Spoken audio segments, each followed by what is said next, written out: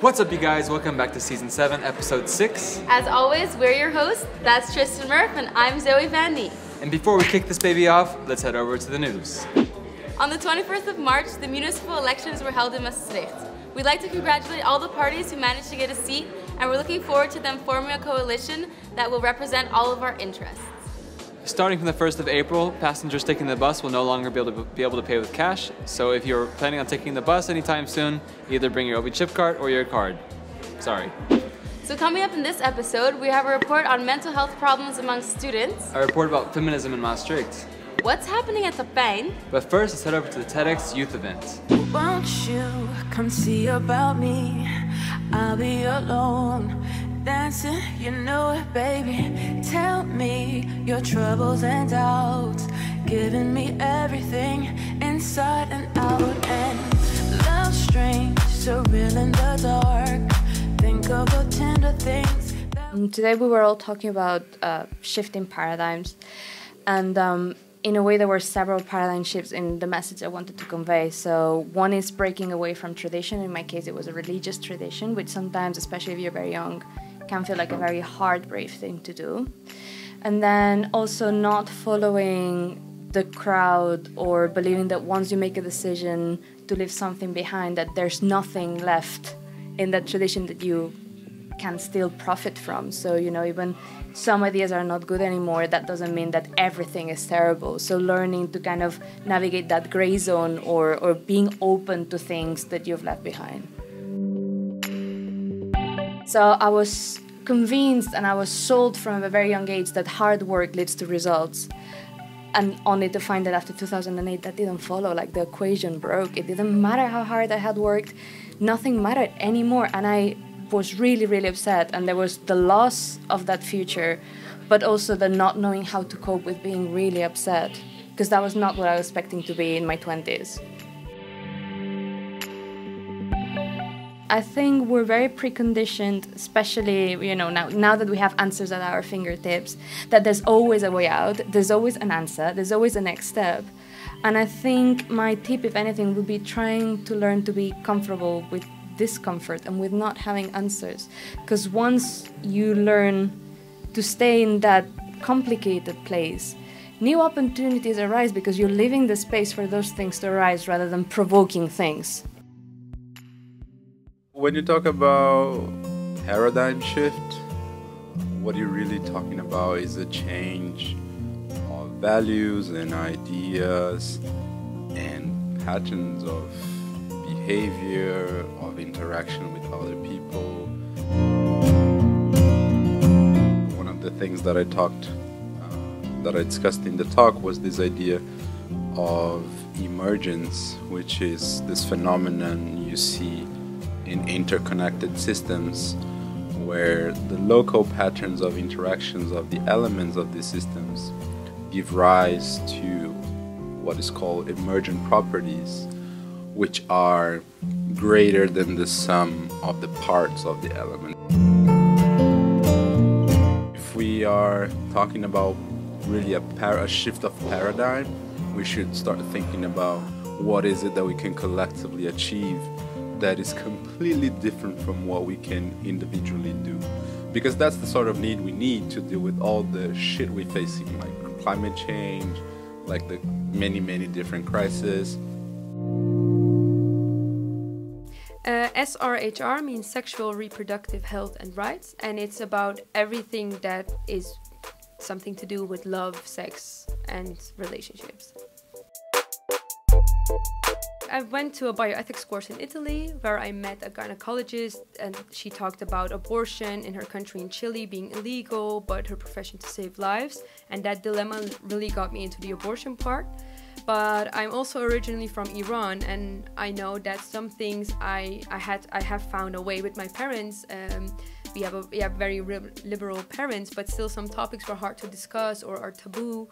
It's tough to talk about sex in the Iranian community, and I think that's when young people take unnecessary risks to find out all the information that we hide from them. So I'm really trying to push for sexuality education for everyone, everywhere. talk about it, to not be ashamed because you have your menstruation, to not be ashamed because you don't know how contraceptives work. Just ask, talk about it openly with each other. And young people, I think they have the power and the voice to push more for it.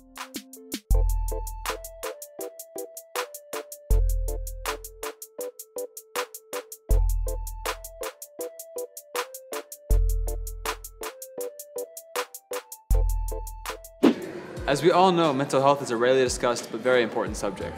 That's why Breaking Mass interviewed an international psychologist in Maastricht to get more insight on this topic. Hello, my name is Birgit Weskia and I am a psychologist working in Maastricht with students and with expats. And now we're sitting in the coach house in Maastricht and we are talking about students' mental health. As we know, Maastricht is a very popular student city and there's 51% of international students here. And of course, if you're away from home and you're outside your comfort zone, that a lot of students can also experience some psychological problems. And most common problems are depression, anxiety, burnout, emotional exhaustion, all kinds of mood disorders, which can also lead to the eating disorders and more serious problems. As I'm working in English as an international psychologist and I have more requests from international students, of course, but also Dutch students are welcome. But I think international students are more open-minded to find the help and because they're alone here, so they want to build up the new network around them and also find the proper support. So that is also one of the reasons why they are requesting more. Well, if people get psychological problems, then they can recognize that they are very tired, they are unmotivated, even the simplest task feels for them very exhausting. They can avoid the social contacts, just stay home and totally isolated them from the social network, from the studies, and everything at one point feel very overwhelming. Yeah, I think what Maastricht could do for more to the students is to make psychological help more reachable, that there wouldn't be so long waiting lines, that if you have a real problem that you can reach out to a psychologist already next week to have an appointment. And that's also the reason why I opened my own company, to be more reachable psychological help for the expats and for the students. If you have psychological problems, I think the first thing is to admit it and to recognize that, and for sure not stay totally alone. Start to look out to help from the beginning, because otherwise the problem can go so deep that you can't come out of that yourself. So try to find the help from your support network, your friends, your family, and if this doesn't work, then of course reach out for professional help, psychologist in university or psychologist private practice or international psychologist as I am. And if you experience psychological problems and you feel you want to talk also with other people in the group, I just opened a mental health support group for international students and expats. It's every other week. And the goal of the group is to create a safe environment where people can talk their problems and share the problems, and through that to feel supported. So Tristan, important question, are you a feminist? To be honest, I really don't know what that means. Well, that's why we have this video to help clear stuff up. Currently, feminism and women's rights are discussed all over social media and newspapers. This is why we invited Feminist of Maastricht to cover this topic up. I hope you're gonna have fun and enjoy, and let's see what they have to say. Feminism is a movement for freedom of choice for everyone. Is the fight for social, economical, political, and cultural equality of all genders. Is the understanding that outside of our sexual organs and the hormonal consequences thereof, men and women are of equal value and worth.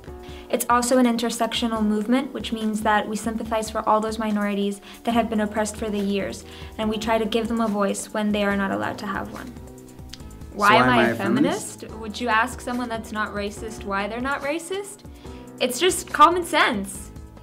I think it's because we are not alone and we get to define what humanity is. And so if we can make it something better, we probably should take the opportunity to. Because I'm not a sexist, and I refuse to believe that some people are valued less. just because of their sex or gender identity. I am a feminist because I believe in equality. I am a feminist because double standards, rape culture, and wage gap exist. Feminism is important because being a woman should not be a burden or an obstacle that you have to overcome. Feminist is important because everyone is equal, regardless of their sex, their sexuality, or color of their skin. It is important so that everyone could make their own choices, regardless of their gender, and not be judged for the choices they make. Because it's all about freedom. It gives everyone the right to be their most authentic self, not worrying about the pressures that society puts on us just based on our genitals. Because there are real consequences for our apathy or our refusal to interact with a system that actively oppresses people.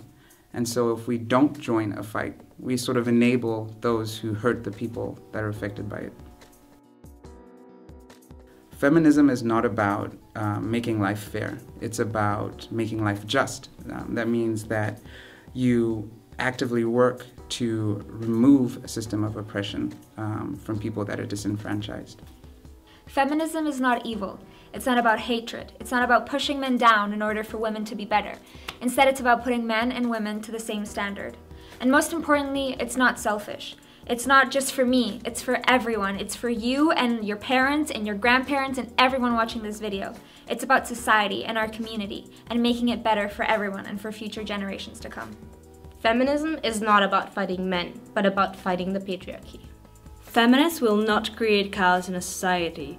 It's not about mocking traditionally feminine women who want to have children and get married. It's about freedom for everyone. So what does the feminists have to do with Maastricht? Well, there's this organization called Feminists of Maastricht that aims to promote gender equality within the university.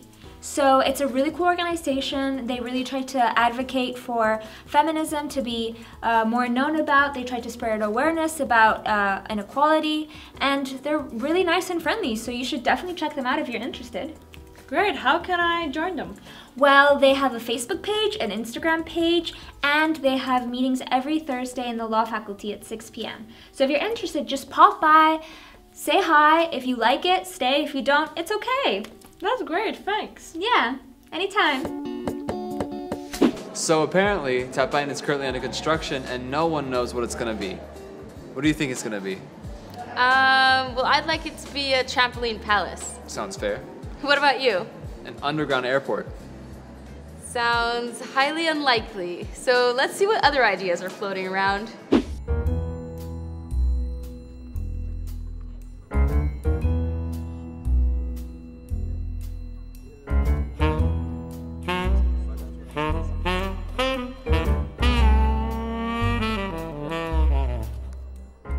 Something is happening at Tapijn. That's clear. But is there anyone who really knows what is happening there? I guess you already realized that something is happening here. Yes. What do you think is happening here?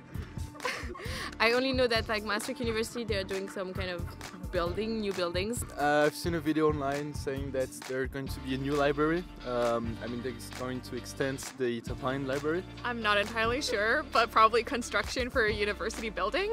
I've heard that it's for a university. Maybe like study spaces, like Tapijn, just like an extension. That probably a new faculty is gonna be built. I've been told that they're gonna like rebuild a Tapijn that is similar to the library, so like new studying facilities, and I guess some faculties also are gonna have spots there. They're just saying that they're building our future, something like that. So I think my dream would be that the little zoo would come back. Where did the animals actually go? I hope they're still alive. I have no clue. I have no idea, but I think it's sad that they removed them. No, I guess they didn't kill them. Like, I guess they're fine. I don't think they got killed or something like that. That would be really, really bad, Maastricht University. And what would you wish? What would be your dream for these new buildings? I think dream would go too far, but maybe like more study spots or student housing. Or what would be really, really cool, like student unions like they have in the UK, where you can just chill and hang out. That would be cool.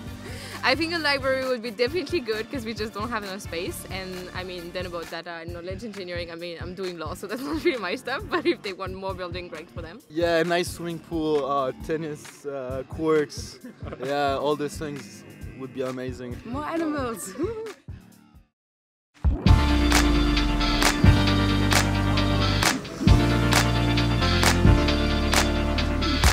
At the moment, the municipal is reconstructing the park. The animals will come back. They had to move because they were reconstructing the animal park and the other side of the park. And when it's finished, the municipal will arrange that there will be new animals in the new park. While we are standing, you will see 3 buildings around the old marching place. And because we are lowering this side to build a new connection between all the 3 buildings, we had to lower the marching place as well, so we can get daylight in the new building. In all the 3 old buildings there will be new stairs and elevators to have a good connection, and all the students can go to all buildings without to go outside.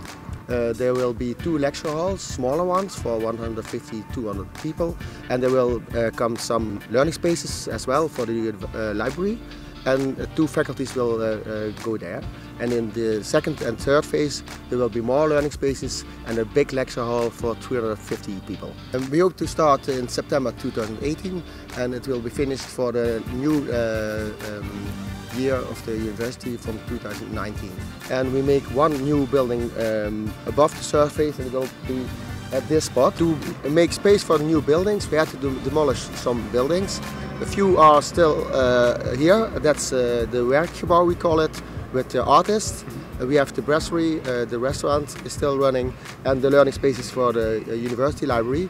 And they will stay till the 3rd phase from Tapijn, and then we have to demolish them. That also will be in the 3rd phase in 2022.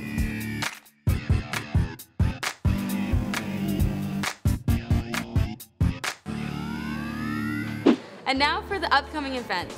On the 13th of April is the Museumnacht in Maastricht. This is an evening where you can enjoy artworks, museums, and live performances. On the 19th of April will be the Battle of the Studies, a competition where the 4 faculties will compete to see who's the biggest and who's the baddest out there. So stay tuned for that. From the 16th to the 20th of April is the Sustainability Week here in Maastricht. This is a week centered around the Go Green movement. Here you can enjoy a week full of lectures, workshops, cooking classes, and much more. So make sure to check that out. So sadly, that's the end of this episode. Hope you guys enjoyed it. Thank you guys for watching. If you want to like our social media accounts, you can find us. We're the only breaking Maas out there, I'm assuming. If you like this video, give us a thumbs up. If you didn't like it, give us 2 thumbs up. Why not? And as always, stay tuned for the next video. Bye. Bye. Okay, are you still filming? Yeah, yeah. Okay. I told you we were done with that. Remember how I said we were done with that? About it. Okay, let's do it again.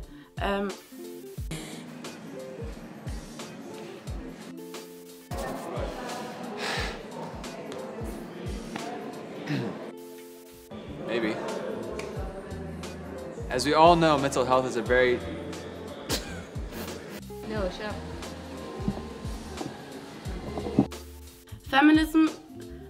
Currently, feminism and women's rights are discussed. Let's take the last shot.